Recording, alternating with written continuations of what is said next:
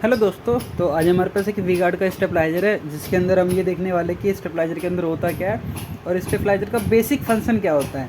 तो मैं आपको बता दूं, स्टेबलाइजर पावर को बूस्ट नहीं कर सकता, ये ओनली वोल्टेज को ही बूस्ट कर सकता है। और जो करंट होता है वो लोड डिपेंडेंट होता है, यानी करंट को भी ये स्टेबलाइजर कंट्रोल नहीं कर सकता, ये ओनली वोल्टेज की वैल्यू को कंट्रोल कर सकता है। और जो करंट है वो आपके लोड के ऊपर डिपेंड करता है। तो सबसे पहले हम इसे खोल लेते हैं। इसके अंदर कुछ पेच लगे पड़े हैं, टोटल इसमें 4 पेच है।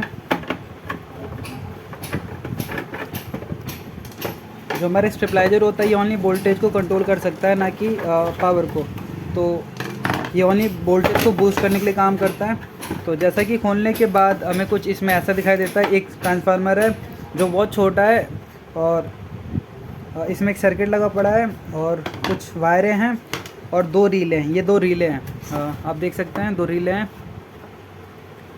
यहाँ पे 2 रीले लगे पड़े हैं। मैं लाइट ऑन करता हूँ तो जैसे कि आप देख सकते हैं यहाँ पे 2 रीले हैं और जो रीले हैं वो 20 एम्पीयर तक का करंट ले सकती हैं। और ये जो वोल्टेज ऑपरेटिंग वोल्टेज है 250 ऑपरेटिंग वोल्टेज है, यानी अगर आप 250 वोल्ट दोगे तो भी ऑपरेट होगा और 28 वोल्ट डीसी दोगे तो भी ऑपरेट होगा। इसमें एसी मतलब ये एसी और डीसी दोनों से ऑपरेट हो सकता है। इसमें 2 रीले लगे पड़े हैं और एक ट्रांसफार्मर है जो बहुत छोटा ट्रांसफार्मर है। और जो ये ट्रांसफार्मर है ये सेल टाइप ट्रांसफार्मर है। अगर कोर टाइप ट्रांसफार्मर होता है, जो वाइंडिंग होती है वो इनके ऊपर होती, लेकिन ये सेल टाइप ट्रांसफार्मर है, एक वाइंडिंग के ऊपर ही दूसरी वाइंडिंग है। तो ऐसे टाइप को ट्रांसफार्मर को सेल टाइप ट्रांसफार्मर कहते हैं, क्योंकि इसकी जो रेटिंग है वो कम है, इसीलिए ये सेल टाइप यहाँ पे ट्रांसफार्मर यूज़ किया गया है। और इसके अंदर कुछ खास है नहीं। अब हमें देखना ये कि इसके अंदर फॉल्ट क्या आया है। तो सबसे पहले हम अपना वोल्ट मीटर निकाल लेते हैं, जिसे हम मल्टीमीटर कहते हैं। मैंने वोल्ट मीटर भी निकाल लिया और कंटिन्यूटी टेस्टर भी निकाल लिया। ठीक है, कंटिन्यूटी टेस्टर से पहले हम कनेक्शन चेक करेंगे कि हमारा जो कनेक्शन है वो सही है नहीं। तो पहले ब्लैक चेक करते हैं। ब्लैक यहाँ पे सीधा इसमें आ रहा है, तो ब्लैक ठीक है मेरा। अब मैं रेड चेक करता हूँ। रेड चेक करने के लिए रेड कहाँ गया? रेड आया है यहाँ से, ये रेड जा रहा है सीधा इस सर्किट पे।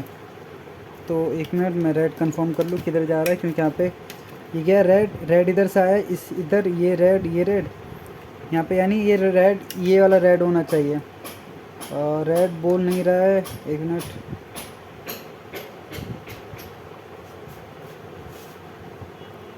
ये 3 से बोल रहा है, 1 से नहीं बोल रहा, क्योंकि आउटपुट है। ये जो ये है ये आउटपुट है। ये जब ऑन होगा जब स्टेबलाइजर चलेगा। तो जो इसका इनपुट वायर है ये वाला रेड है, देखिए ये वाला रेड, ये इनपुट वायर है, यानी जो इसका कनेक्शन है वो भी सही है।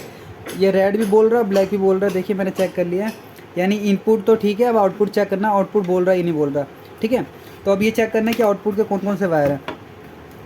तो बेसिकली इसका काम क्या है, ये वोल्टेज को इतना स्टेप अप स्टेप डाउन नहीं कर सकता, क्योंकि इसकी इतनी कैपेसिटी नहीं है। ये लो पावर रेटिंग के लिए बना पड़ा है और ये 2 kVA का होगा इसकी जो रेटिंग होगी, लेकिन एक्चुअल में 2 kV नहीं देता, क्योंकि इतना छोटा है।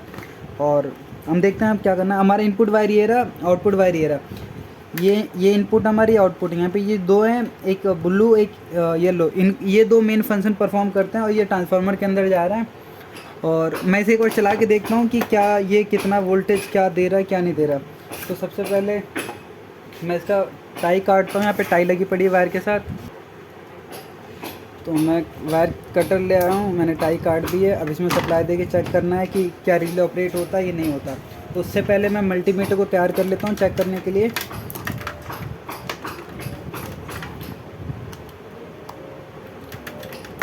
इसे क्लैंप मीटर भी कहते हैं, मल्टीमीटर भी कहते हैं, वोल्ट मीटर भी कहते हैं और एम्पेयर मीटर भी कहते हैं। मुझे किस पे सेट करना है?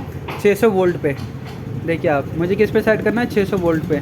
ठीक है, अगर मैं इसकी वैल्यू रेंज या डीसी पे कर दूँ तो मीटर ख़राब हो जाएगा। ये मोर देन लेस देन कर दूँ तो भी मीटर ख़राब हो जाएगा। तो आप अपने मीटर के हिसाब से इस रेंज को सेट करोगे कि आपके मीटर में कितना मैक्सिमम कितना मिनिमम दे रखा है। तो मैंने इसको सेट कर लिया, मैंने मीटर को साइड रख दिया है।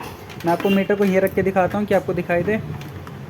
वैसे मैं दिखा दूंगा वोल्टेज चेक करते समय, डोंट वरी। मैं यहाँ रख देता हूँ जिससे कि आपको इजीली अच्छे से दिखाई दे। हाँ, तो अब मैं इसको सप्लाई देता हूँ।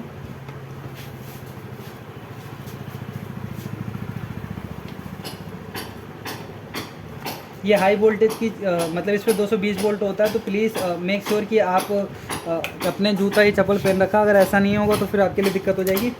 तो मैंने इसमें सप्लाई दे दिया। अब मैंने इसको 600 वोल्ट पे सेट कर रखा है। मेरे पास 2 टर्मिनल है, मुझे चेक करना वोल्टेज आ रही है। तो सबसे पहले एक ब्लैक में, आपका जो भी ब्लैक है, मेरा ब्लैक इधर है तो मैंने ब्लैक में दिया और एक रेड में दिया है। तो देखिए मीटर के ऊपर कितना वोल्टेज दिखा रहा है, 207 वोल्टेज दिखा रहा है। आप मीटर के ऊपर फोकस कीजिए, यानी हमारा जो इनपुट है वो आ रहा है। आउटपुट चेक करना है, आउटपुट चेक करने के लिए न्यूट्रल और फेस। तो आउटपुट भी दे रहा है 208, यानी ये जो आपका स्टेबलाइजर ये वर्क कर रहा है। लेकिन क्या वोल्टेज कम होने के बाद ये वर्क करेगा? नहीं। होता क्या है, जितने भी लो कॉस्ट वाले स्टेबलाइजर होते हैं, जैसे कि मान लीजिए इसका जो कॉस्ट है ओवरऑल, ये जो नए का कॉस्ट है वो 1500, 1600, 1700 रुपये होगा। तो ये स्टेबलाइजर ना वोल्टेज को बूस्ट नहीं कर सकता बेसिकली। होता क्या है, जैसे वोल्टेज रेगुलेशन होता है, ये रिले कमांड देता है और रिले कट ऑफ कर देता है। यानी ये पोटेंशियल ट्रांसफार्मर की तरह, पीटी की तरह वर्क कर रहा है। ये वोल्टेज को बूस्ट नहीं कर सकता है क्योंकि इसकी रेंज उतनी नहीं है, ठीक है। तो ये पीटी की तरह वर्क कर रहा है। जैसे वोल्टेज की वैल्यू अप डाउन होती है, ये रिले को कमांड देता है और रिले कट ऑफ कर देता है। इससे ज़्यादा इसका कोई काम नहीं होता। ये एसी के अंदर इसलिए लगाया जाता है कि अगर हमारा वोल्टेज रेगुलेशन ज़्यादा आया कंपेयर टू एक रेफरेंस के कंपेयर में, मान लीजिए आपने रेफरेंस 200 ले लिया, 200 से कम आएगा तो ये कट ऑफ कर देगा और 200 से 40 आएगा तो भी ये कट ऑफ कर देगा। तो बस इसका इतना काम है कि ये सर्किट को ऑन ऑफ करने का काम करता है। और ये आपको सप्लाई दे रहा है, आप यहाँ चेक कर सकते हैं। इसके अंदर सप्लाई आ रहा है, तो प्लीज़ आप ज़्यादा स्मार्ट मत बनिएगा। 206 वोल्ट आ रहा है। आप वोल्टेज कम करके देखिएगा तो सप्लाई रुक जाएगा। अदरवाइज़ ये आपका जो सर्किट है ये आपका भी वर्क कर रहा है और इसके अंदर कुछ है नहीं। फिर भी मैं दूसरे पॉइंट पे भी चेक कर लेता हूँ कि दूसरे पॉइंट पर कितना आ रहा है। यहाँ पे भी 210 वोल्ट आ रहा है और यहाँ पे 190, यानी 10 वोल्ट का ये गैप दे रहा है। यानी ये जो स्टेबलाइजर है, यानी 10 वोल्टेज को ये अप डाउन कर सकता है। इससे ज़्यादा ये कैपेबल नहीं करने के लिए।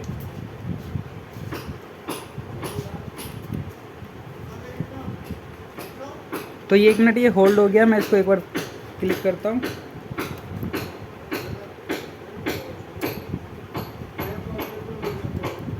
तो ये 190 यानी 200 वोल्ट, और दूसरे वाले पे कितना दे रहा है? ये दूसरे वाले पे दे रहा है 210 वोल्ट, 200 वोल्ट दे रहा है। यानी ये जो स्टेबलाइजर है ये वोल्टेज को बूस्ट नहीं कर रहा है।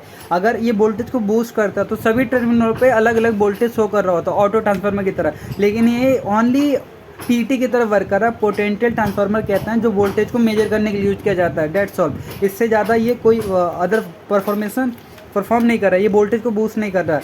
तो जिन लोगों को लगता है कि स्टेबलाइजर सस्ते आ रहे हैं मार्केट में, वो सस्ते के चक्कर में ना पड़े। वी गार्ड एक कंपनी है जिसने जो कि आप देख सकते हो, वी गार्ड बहुत अच्छी कंपनी है जो स्टेबलाइजर बनाती है। उसने एक ऐसा स्टेबलाइजर बनाया जो स्टेबलाइजर के नाम पे जिसके अंदर ओनली पीटी का यूज़ किया गया है, ना कि ऑटो ट्रांसफार्मर का।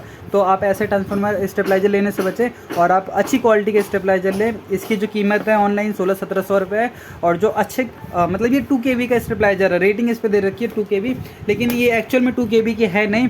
तो प्लीज़ आप ऐसे स्टेबलाइजर ना लें। मैं आपको यहाँ रेटिंग दिखा देता हूँ। 12 एम्पीयर तक की रेटिंग दे रखी है, 12 एम्पीयर तक की रेटिंग दे रखी है और 170 वोल्ट ऑपरेटिंग वोल्टेज लिख रखा है और आउटपुट वोल्टेज 170 से 270 और जो एक्यूरेसी है 2.5, यानी 2.5% ऊपर नीचे हो सकती है।